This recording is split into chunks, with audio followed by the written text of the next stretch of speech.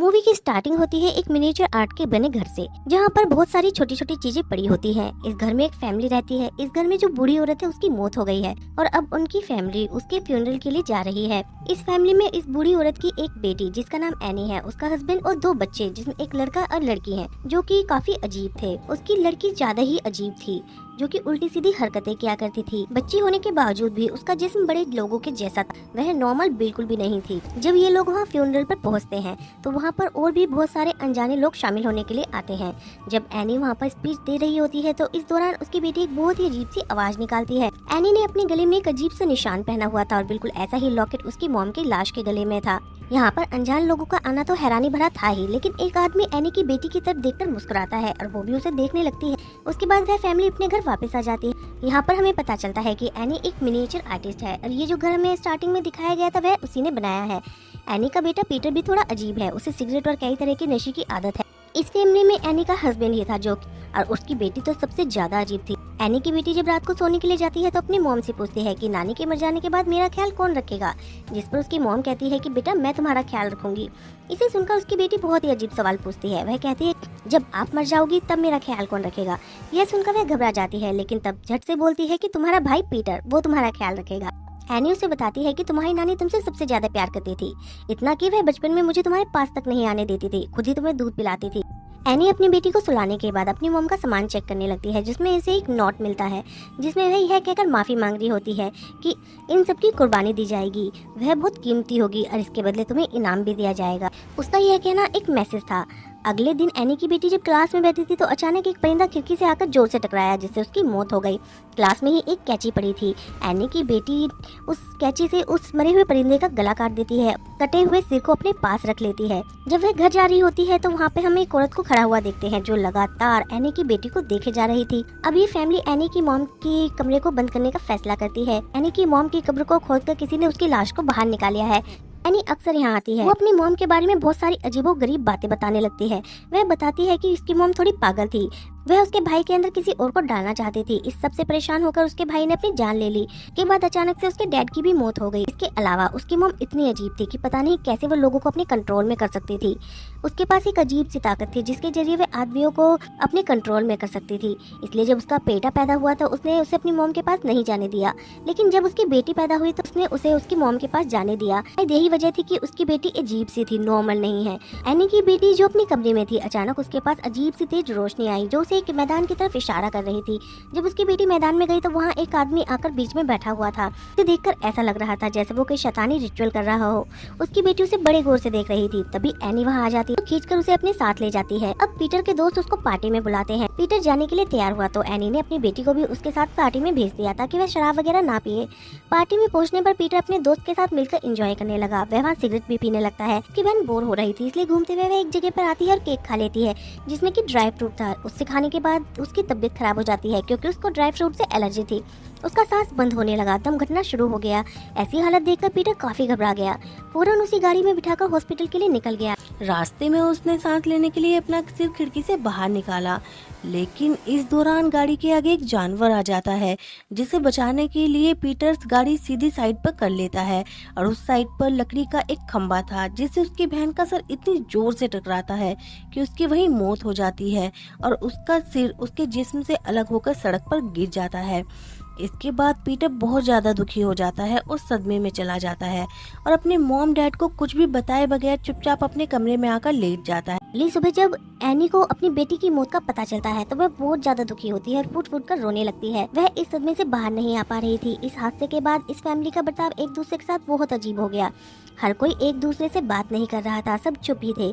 इस गम से उबरने के लिए एनी दोबारा से उस सेशन में जाने का फैसला करती है, लेकिन क्योंकि उसकी हालत ठीक नहीं थी तो वह इसके लिए हिम्मत नहीं कर पा रही थी। फिर भी जज जाने की ठान लेती है। वह गाड़ी में बैठने ही वाली थी कि तभी अचानक वहाँ एक औरत आती है जो कहती है कि मैं आपकी पड़ोसन हूँ और आपके घर पे कुछ ही दूरी पर रहती हूँ। मुझे आपकी बेटी की मौत का पता चला कि छोटी उम्र में ही वह अचानक से गुजर गई। बहुत अफसोस हुआ सुनकर। कि मैं आपको एक बात बताऊँ, हाल ही में मेरे बेटे और पोते की पानी में डूबने की वजह से मौत हो गई। इस दुख को समझ सकती हूँ क्योंकि मैं भी इस दुख से गुजरी हूँ। मैं तुम्हें इस गम से बाहर निकालने में तुम्हारी मदद कर सकती हूँ। बोलकर वह एनी को अपने घर का एड्रेस देती है और वहाँ से चली जाती है। अगले दिन एनी उससे मिलने के लिए उसके घर पहुँच जाती है। जाती है। वो दरवाजे पर एक कारपेट को देखती है जो उसे बहुत ही अजीब लगता है।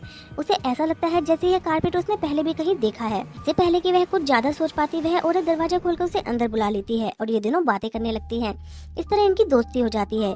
बातों ही बातों में एनी बताती है कि वह काफी साल पहले से उसे स्लीप वॉक की आदत है, यानी कि वह नींद में चलती है। ऐसे ही एक दिन जब वह नींद में चल रही थी तो उसने अपने बच्चों पर पेट्रोल डालकर उन्हें आग लगाने की कोशिश की।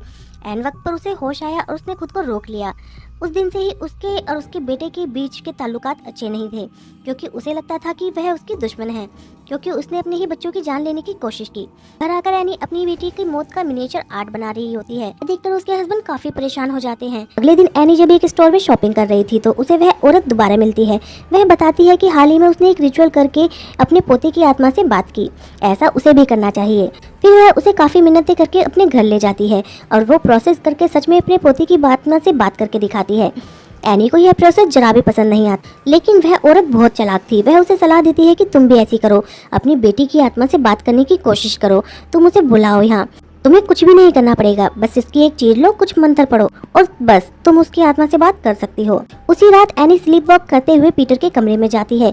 वह पीटर के चेहरे पे बहुत सारी बारीक चींटियां देखती है जो उसकी आंखों, मुंह और नाक में घुस रही थी। पीटर अपनी मॉम से पूछता है कि आपको मुझसे क्या प्रॉब्लम है, आप हर वक्त मेरे पीछे पड़ी रहती हो। इस पर एनी जवाब देती है कि तुम मुझे कभी चाहिए ही नहीं थे, मैं तुम्हें पैदा करना चाहती ही नहीं थी, वो तो मेरी मॉम ने जिद करके तुम्हें पैदा करवाया क्योंकि उन्हें एक लड़का चाहिए था, यहाँ तक कि मैंने तुम्हें खत्म भी करना चाहा, पता नहीं तुम कैसे बच गए। यह जानकर पीटर बहुत टूट गया, लेकिन अगले ही पल एनी नींद से जाग जाती है। उसे पता चल गया कि यह एक सपना था। वह फौरन अपने हस्बैंड और बेटे के पास जाकर उस नेचुरल प्रोसेस के बारे में बताती है जिसके बारे में उस लेडी ने उन्हें बताया था।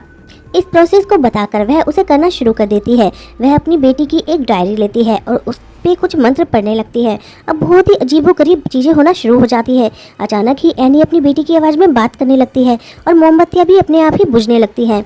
इससे पीटर काफी ज्यादा घबरा जाता है। उसके डैड इस प्रोसेस को बंद करने के लिए एनी के मुंह पर पानी फेंक देते हैं, जिससे प्रोसेस टूट जाता है और एनी अपने होश में आ जाती है। अजीब बात यह है कि ये जो भी कुछ हुआ उसे उसके बारे में कुछ भी याद नहीं था, क्योंकि शायद उसकी बेटी की आत्मा उसके अंदर आ गई थी। अब अगले दिन हम एनी को देखते हैं जो कि गुस्से में आकर अपने सारे आर्ट्स को तोड़ देती है।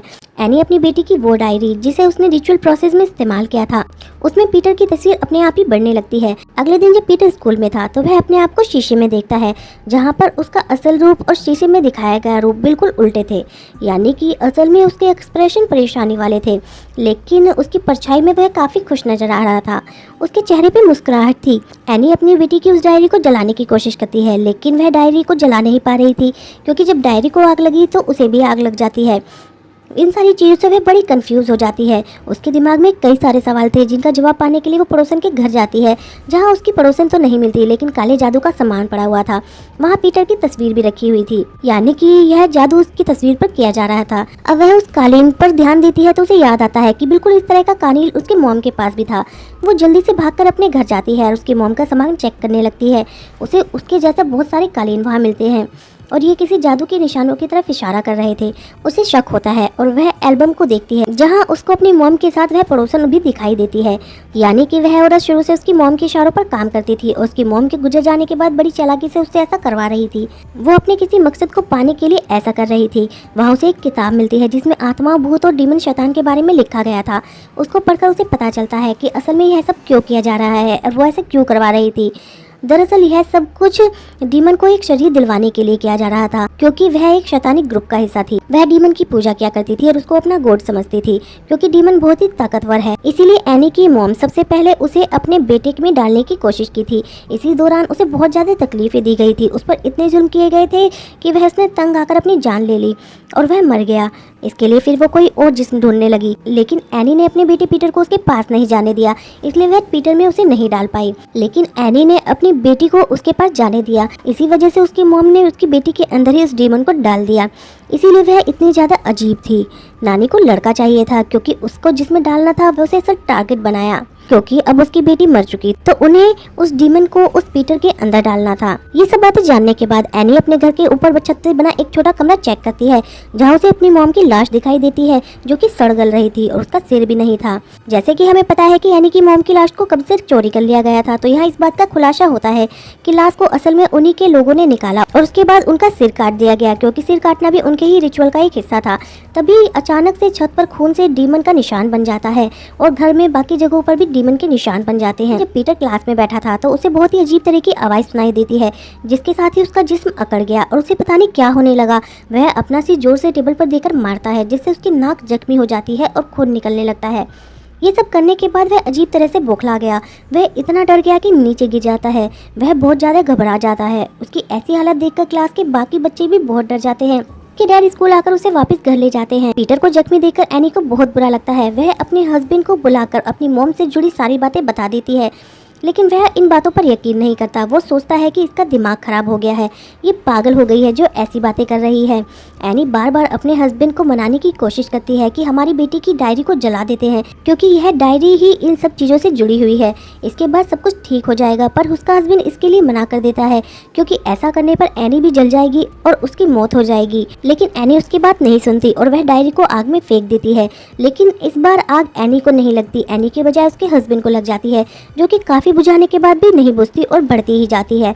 इस तरह जलकर उसकी मौत हो जाती है। अब पीटर को भी होश आ गया था। जब वह देखता है कि उसके डैड की जलने से मौत हो गई है तो वह बहुत दुखी हो जाता है। तभी अचानक से ऐसा कुछ होता है कि एनी पीटर को मारने के लिए उसके पीछे पड़ जाती है। अब डीमन ने एनी को पोजेस कर लिया था और उसे कंट्रोल कर लिया था। यह देखकर पीटर काफी डर जाता है और अपनी जान बचाने के लिए वहाँ से भागता है। वह आकर एक रूम में छुप जाता है। एनी पागलों की तरह वहाँ आकर गेट पर जोर जोर से अपना सिर पटकने लगती है। वहीं पर पीटर को अपनी नानी की लाश भी सड़ी गली हालत में मिलती है, जिसके बाद वह अपनी मॉम को देखता है जो अपना गला काटने वाली थी। यहाँ पर वो सारे लोग भी खड़े हुए थे जिन्होंने कपड़े नहीं पहने थे और वो पीटर को बड़े गौर से देख रहे थे। वह बहुत घबरा गया था। वो कांच तोड़कर जल्दी से बाहर कूद जाता है, तो शायद तभी एक तेज रोशनी आकर उसके जिस्म में घुस जाती है। यह रोशनी बिल्कुल वैसी ही थी जैसी उसकी बहन के आसपास रहती थी। आखिरकार डीमन ने पीटर के जिस्म पर कब्जा कर ही लिया। वह उसके अंदर घुस गया। उसके बाद वह उठा और उसकी मॉम को बड़ी ही अजीब हालत में देखता है। एनी हवा में उड़कर बाहर बने छोटे घर की तरफ जा रही थी और वो भी उस घर में आ जाता है जहाँ पर बहुत सारे लोग थे जो डीमन की पूजा करते थे। वो सभी उसके सामने झुक जाते हैं, क्योंकि अब उसके अंदर शैतान था जो उसे गॉड समझते थे। तभी वह पड़ोसन आ गई और जो वो खुश थी, क्योंकि सालों से जो वह प्लान करके बैठे थे आज वो पूरा हो गया था। डीमन को पीटर का जिस्म मिल गया था। अब वह लेडी पीटर को एक ताज पहनाती है और उसको जीमोन कहकर बुलाने लगते हैं। ऐसा कहते ही बहुत सारे लोग उसके नारे लगाने लगते हैं, क्योंकि वो सालों से जिनकी पूजा कर रहे थे आज वो उनके सामने था और ये लोग अपनी कामयाबी पर खुश होकर झूमने लगते हैं। इसी के साथ यह फिल्म खत्म हो जाती है। तो दोस्तों कैसी लगी आपको ये मूवी हमें कमेंट करके जरूर बताएं। अगर आपको वीडियो पसंद आई हो तो वीडियो को लाइक करें, शेयर करें, चैनल को सब्सक्राइब करना बिल्कुल भी ना भूलें। धन्यवाद।